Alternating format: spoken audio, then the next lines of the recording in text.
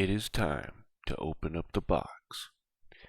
And today I'm going to do something a little different. I'm combining the Warhammer 40k universe, something I've been getting into a lot lately, just getting into. So it is a tabletop well, no, I couldn't say RPG game, more like a battle sim, I guess you can say, game, kind of like D&D, right? Or pretty much like Dungeons and Dragons. Same concepts with the dice and stuff, right? And the story is written in a way that you can interpret it, I guess, per se, right? It's written like with vague, mentionings and stuff like that, right? It's not like a linear set of paths, or a set path, I should say. It is a story that there's something going on here, there's something going on here, and you know, and it makes it flexible for the lore, right? At least from what I can tell. And now, again, as I say with my gaming stuff, I'm not here to criticize the Warhammer 40k, right? Because I am enjoying it, frankly, right? You know, all I'm doing is just I want to show people there's a different thinking, right? Or I should say, old way of thinking to the Bible that the mainstream institutionalized churches have just watered down, or tradition has totally just kicked it out or put it to the wayside, right? And I'm bringing both of these passions together, just throwing some information out there, and it's not up to me to try to force you to believe something, right? Or to criticize, any IP, right? I'm here to enjoy it just like you guys, right? I think every person has a piece to the puzzle, right?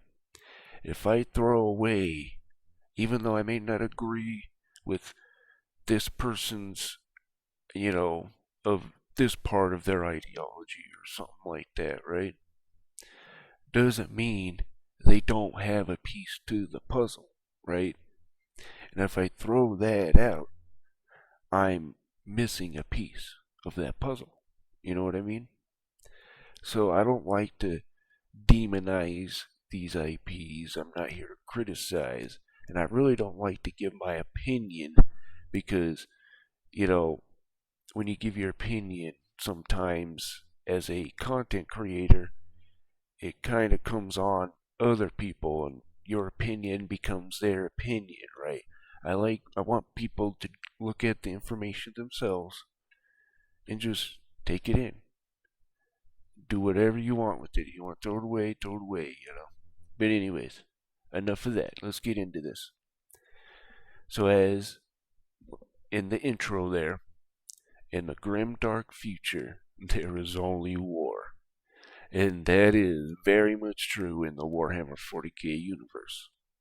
And with the omnissiah, it's with the Adeptus Mechanicus side of things, but you do gotta bring up the Emperor because he's the focal point of the whole thing, right? So the Emperor protects Lectitio Divinatis. I think that's what it says. Sorry if it's not, guys. I apologize. Like I said, I'm new to this. Okay, the Emperor of Mankind, often referred to by his faithful as the God Emperor, the Master of Mankind, or simply the Emperor. Now, to say this, he didn't start out wanting to be a god. He wanted it to be a secular society, right? And we're going to see here. Anyways, sorry, I'm getting ahead of myself. And sometimes for himself as revelation is the immortal, perpetual, and psyker So let's read what a perpetual is real quick. Okay. A perpetual was an individual who was a member of a mutant branch of the human species who possessed seemingly superhuman abilities, the most important of which was immortality, for which they were named. Okay, so we'll go back here. In a psyker, oh, oops, not what I wanted. So a psyker, come on now. Okay, so a psyker is an individual of an intelligent species in Warhammer 40,000 universe who possess some degree of psychic ability or powers. Psychic powers are sometimes referred to as sorcery when they are gained or enhanced through interaction and bargaining with the malevolent entities who exist within the Imperial. And it's also probably good to mention there is a thing called the warp, which is where the gods of chaos reside, right? And it's what they have to use to travel between space, right? And I do want to start this up as a series, right? And we'll go through the Eldar, Nurgle. I think I might do that with Nurgle. There's an interesting thing with Nurgle. I've done it on the Raphaim thing that I did with the undead. It's quite interesting. But anyways, let's finish the Emperor here. Okay, and who serves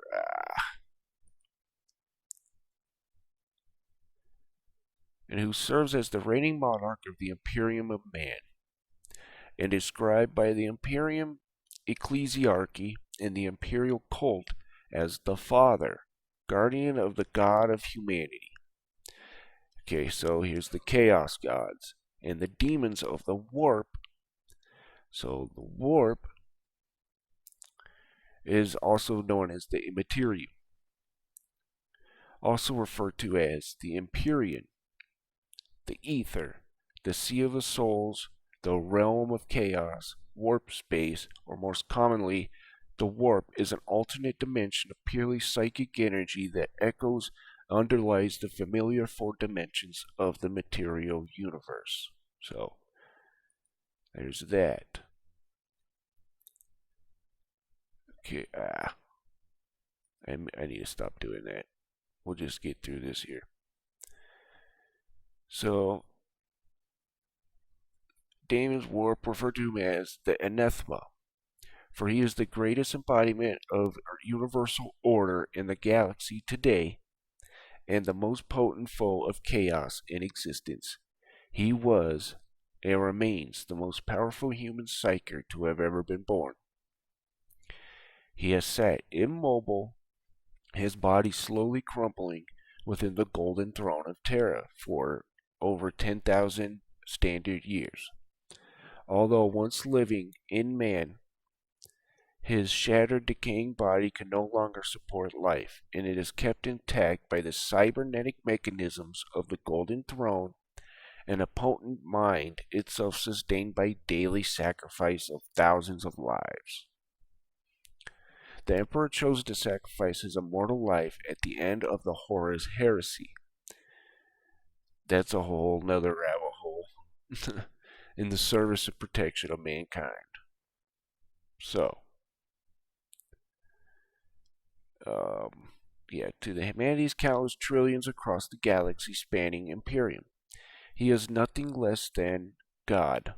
Through his Imperium, humanity is united and remains one of the most powerful intelligent species in the Milky Way galaxy, as well as most dominant in terms of both population and territory held.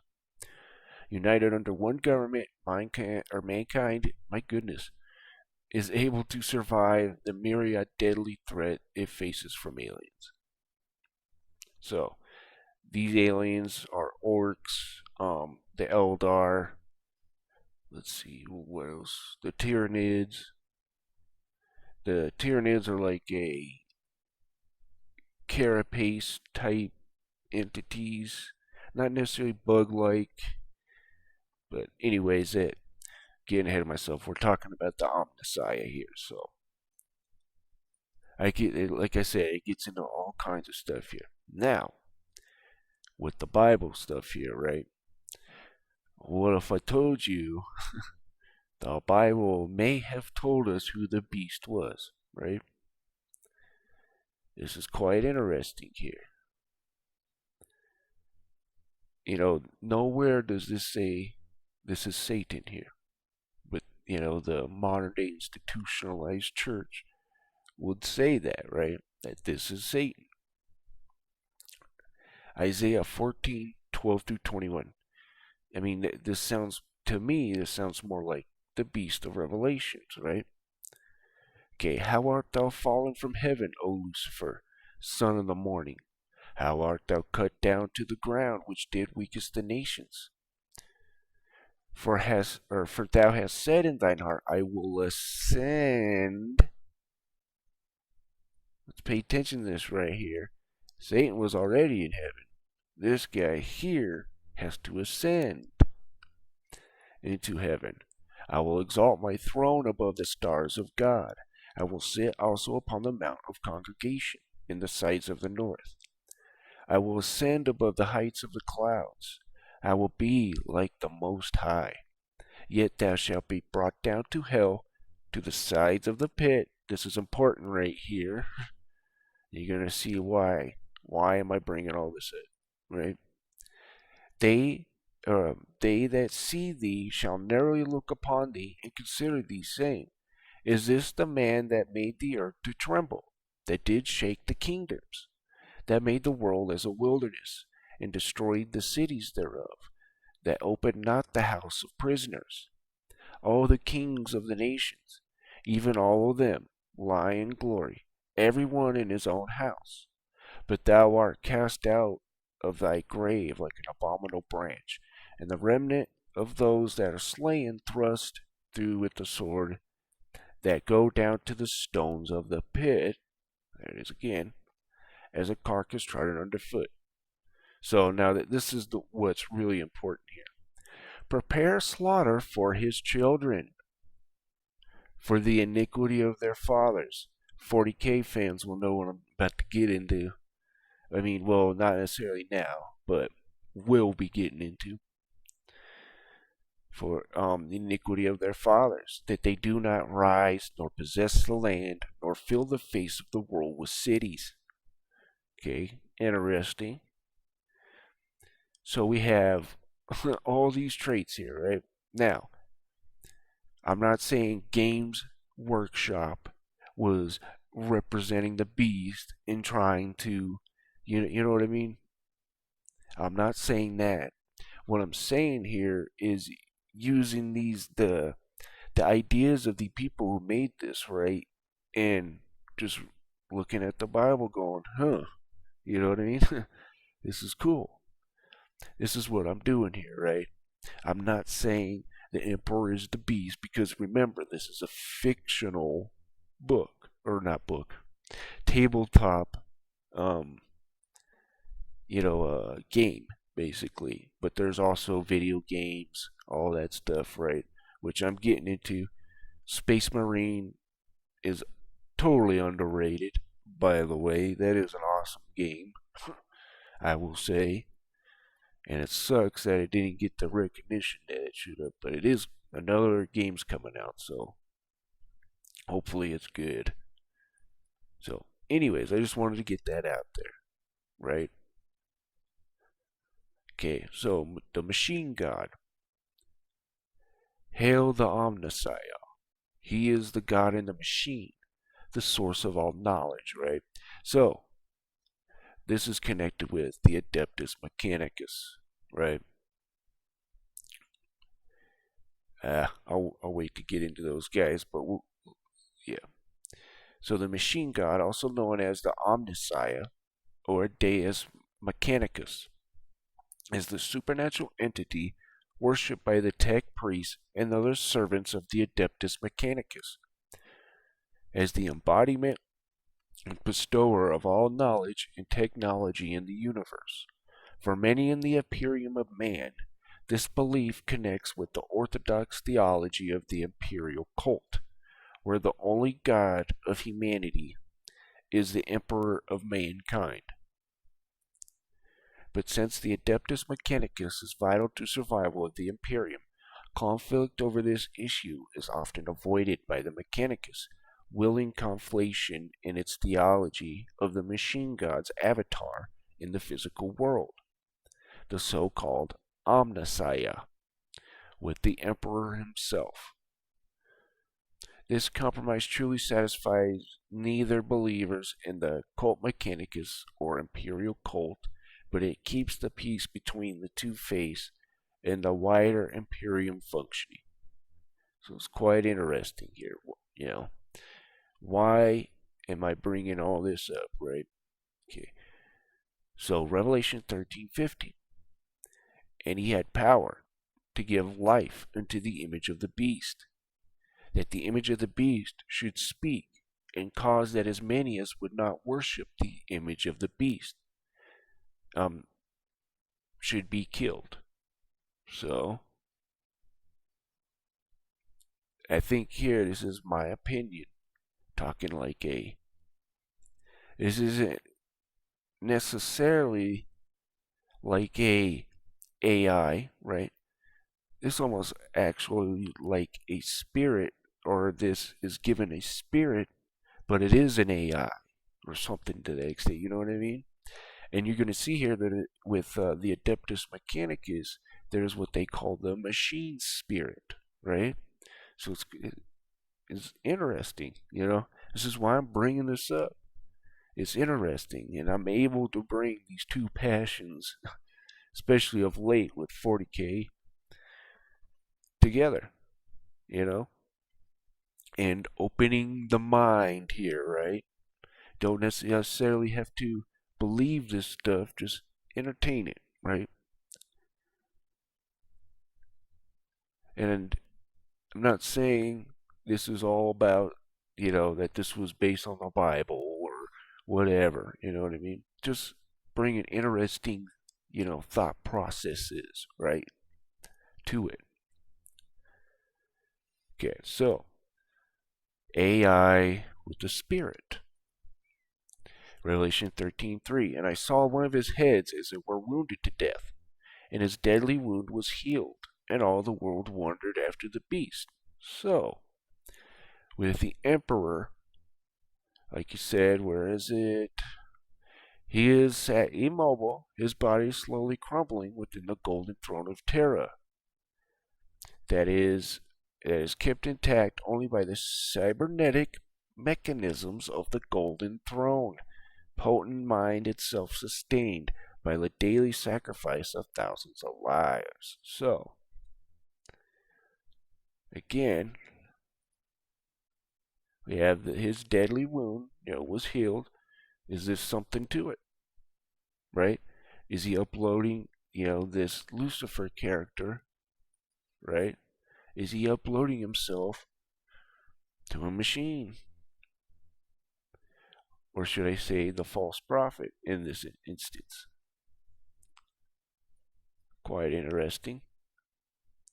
Now, with the whole psyker thing giving their power, their energy to the emperor. Revelation 17:12-14. And the 10 horns which thou sawest are 10 kings, which have received no kingdom as yet, but receive power as kings 1 hour with the beast. These have one mind, and shall give their power and strength unto the beast. Quite interesting there. You know, is this what is going on? You know, to some extent, maybe not exactly, but with the psychers and the emperor, right? See, that this is what I'm talking about by getting, you know, different perspectives on things, right? Why we shouldn't just throw it out there, because even though this is a fictional universe, there's ideas in there. You know what I mean? And it's quite fascinating when you start putting things together, you know. Yeah, you may not like this. That's fine. I understand it. This is heresy according to the 40K universe, right? So I get it. But, anyways, just interesting stuff. And these shall one mind and shall give their power and strength unto the beast. These shall make war with the Lamb, and the Lamb shall overcome them. For he is the Lord of lords, King of kings, and they that are with him are called and chosen and faithful. So now we have what is called, oh yeah, here's the Adeptus Mechanicus. The Adeptus Mechanicus is the official Imperial name within the Adeptus Terra, the cult Mechanicus or cult machine based on Mars, which provides the Imperium with scientists, engineers, technicians, and tech priests, which help the Astartes, which are the Space Marines, basically, or Adeptus Astartes. Okay. So why? So, anyways, let me get into this. This is the Imperial truth. I'll get into that here in a second. So, the Imperial truth. Great actions have shaped our society, the greatest of which, intellectually, has been our casting off of that heavy mantle called religion. Now, I agree with this. What? You know, blindly following and doing these rituals. Christianity's very, very big on this. Doing rituals that aren't even in the Bible, right? Following stuff that isn't even in the Bible because they're blindly following somebody, right? And not looking at the information themselves. So I agree with this, right? There's a lot with the Emperor that I agree with, right? That we should not follow and have blind faith. We should look at information ourselves. We shouldn't be um, stupid automatons, you know what I mean? NPCs that do what the program entails us or something, right? We gotta look at the information, process it ourselves, critically think, right? But, anyways, religion damned our species for thousands of years. In a way, this is true, right? You have the Catholic Church waging war in the name of God, right? Even though God says, thou shalt not murder, and says nowhere where you should be taking over governments and, dictating things, but I digress. And for thousands of years, from the low, if you're looking at things of get out of jail free card instead of having a actual living relationship with God, what are you doing? Those little rituals and religiosity stuff that you're doing ain't gonna do anything. You know what I mean? But anyways, I digress. Okay, from the lowest superstition to the highest conclaves of spiritual faith, it drove us to madness, to war, to murder. It hung upon us like a disease. Faith, belief in demons, spirits, in the afterlife were simple tools for the simple minds to which the vastness of the cosmos was beyond comprehension. It is all the ignorance and lies we have since realized that there are no gods and no need for gods. We have witnessed the cosmos now, my friends. We have learned and understand the fabric of reality. Herator Prime, Carol Sinderman on the Imperial Truth.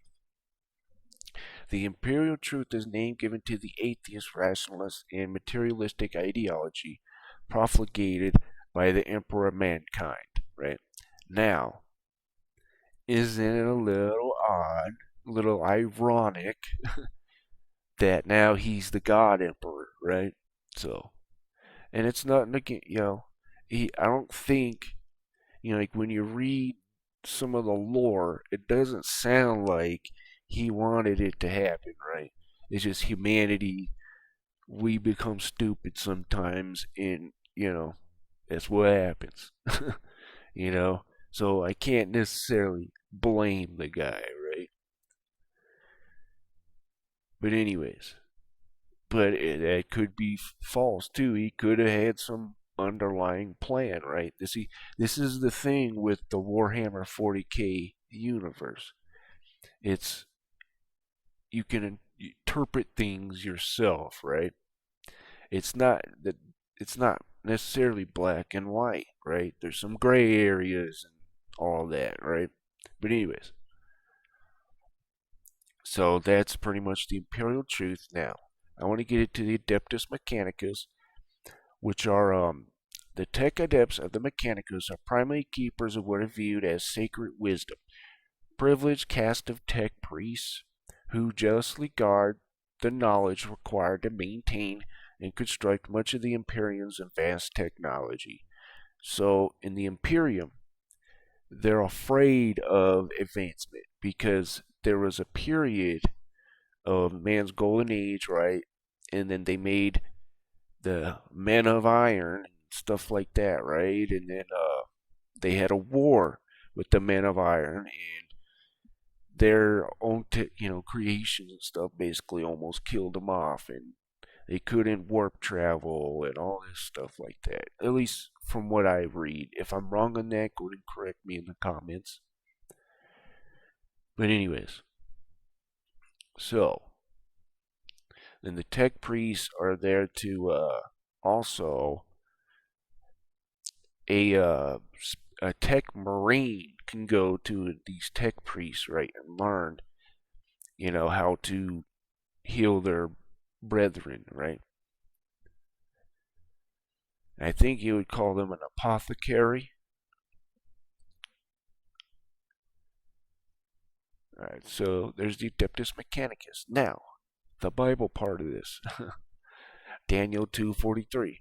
So these Adeptus Mechanicus, so I should show you that real quick.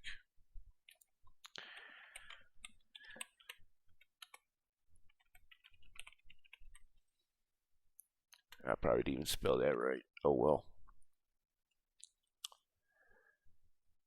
These are the find a better picture. So these right here, if you can tell, look at all these gadgets and all this stuff, right? Iron mixed with clay. You'll see, right here. Daniel 2:43. And whereas thou sawest iron mixed with miry clay, they shall mingle themselves with the seed of men. Now, first of all, who's the they? Right? Who's the they? is what we need to ask. But anyways, but they shall not cleave to one another, even as iron is not mixed with clay. Clay is a something that is used for a resemblance of us, right? Humanity. Clay, stuff like that. So this could be talking about cybernetics here, right? So quite interesting. That's who the Adeptus Mechanicus are, right? So we have the Imperial Truth. Now we have Revelations 13:4 through 10. And they worshipped the dragon which gave power unto the beast. And they worshipped the beast, saying, Who was like unto the beast? Who was able to make war with him? And there was given unto him a mouth speaking great things and blasphemies, and power was given unto him to continue 42 months. And he opened his mouth in blasphemy against God, to blaspheme in his name, and his tabernacle, and they that dwell in heaven. And it was given unto him to make war with the saints, and to overcome them. And power was given unto him in all kindreds and tongues and nations. There was with the emperor, he went through and pretty much killed off all the religions, right? Killed off all the religions, got rid of it. There's a part where he's talking to the last church guy. I forget his name, and what it's called, Church of the Thunder or something, maybe, or the Lightning something. Anyways, he calls himself Revelation. That's quite interesting in itself, right? But anyways, okay, and it was given unto him to make war with the saints, to overcome them, and power was given him over all kindreds, tongues, and nations. And all that dwell upon the earth shall worship him, whose names are not written in the book of life of the Lamb, slain from the foundation of the world. Quite interesting that these names were never written in the book, or it seems like. Upon the earth shall worship him whose names are not written in the book of life. Quite odd, as we're all written in the book of life until we're blotted out, right? But these guys weren't. So let's go back here. They shall mingle themselves with the seed of men, but they shall not cleave to one another. Interesting stuff there. So, are these aliens? Now, I ain't talking an alien in the sense of, Zeta Reticuli, but as in the form of the Nephilim, right? If you want to go check that out, I have stuff on that. There's Genesis 6 you can go read. There's all kinds of stuff, right? I believe here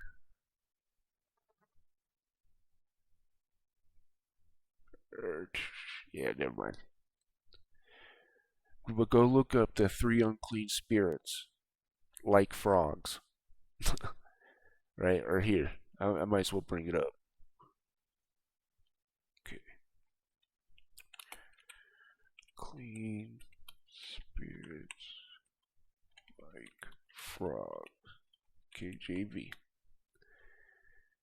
This has nothing to do with the Warhammer 40k universe, but ready?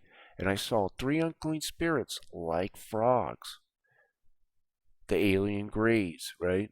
That's what it's talking about here. Out of the mouth of the dragon and out of the mouth of the beast and the false prophet. Quite interesting, right? But anyways. So.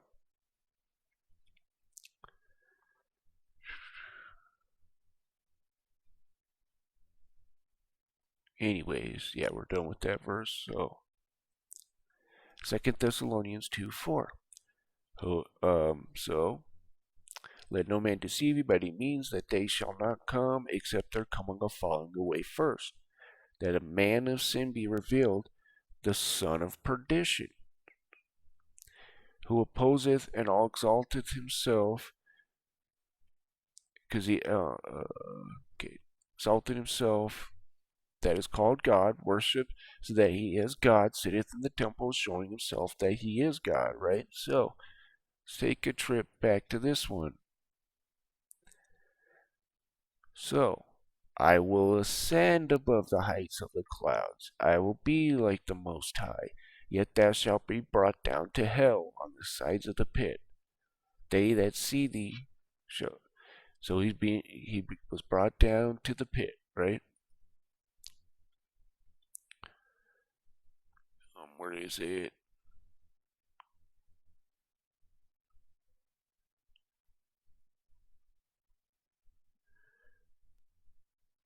There's one where it says he comes up out of the pit. But anyways,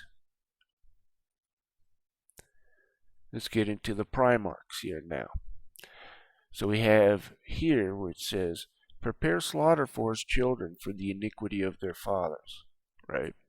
Quite interesting.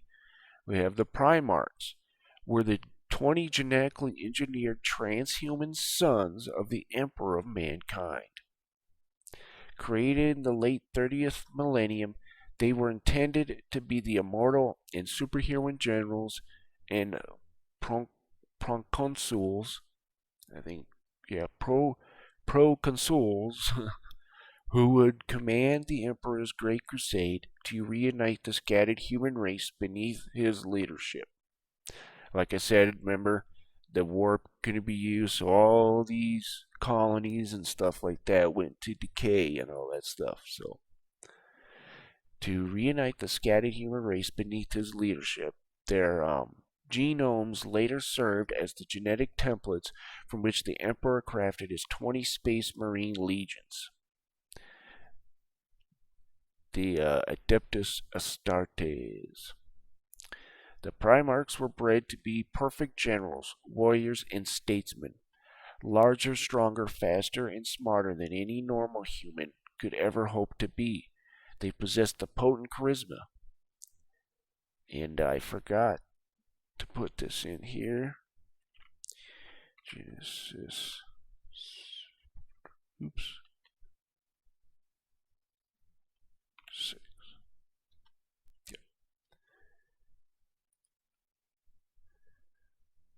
So it says, it came past when man begot, blah, blah, blah. Okay. The sons of God saw that the daughters of men, that they were fair, took them wives, in which they chose.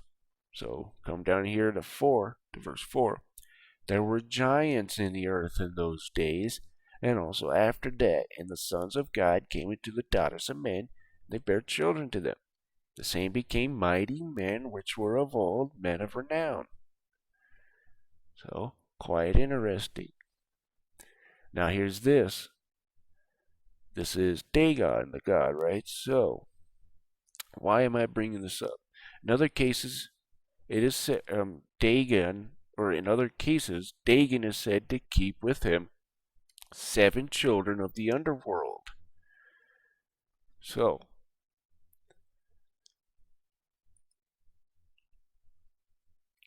where is it? Here we go. Revelation 17:9-11. And here is the mind which had wisdom. The 7 heads are 7 mountains on which the woman sitteth, and there are 7 kings. 5 are fallen, one is, and other is not yet come. And when he cometh, he must continue a short space. And the beast that was and is not, even he is the 8th, and is of the 7, and goeth into perdition. And this is throughout history, right? This is about the 7 times these people popped up, right? So he's of the 7, so he was probably the first one and the last one, right? So the beast is a lot older than we think, right? Quite interesting there. Here we go. Revelation 17:8. The beast that thou sawest was and is not and shall ascend out of the bottomless pit. Oh, wait a minute. Let's go to Isaiah again. Okay. And I will ascend above the heights of the clouds. I will be like the Most High. Yet thou shalt be brought down to hell, to the sides of the pit. Interesting. I wonder why the church doesn't say anything about it. The modern day institutionalized Christian church, I should say. And the beast that thou sawest ascend out of the bottomless pit and go into perdition. This is why I call him the son of perdition. And they that dwell in the earth shall wonder, whose names were not written in the book of life from the foundation of the world, when they behold the beast that was and is not and yet is. So this guy is essentially almost immortal, right? And probably where reincarnation comes from. But this is interesting stuff, man. At least I find it interesting. Anyways, guys, thank you guys for watching, and you guys have a wonderful day.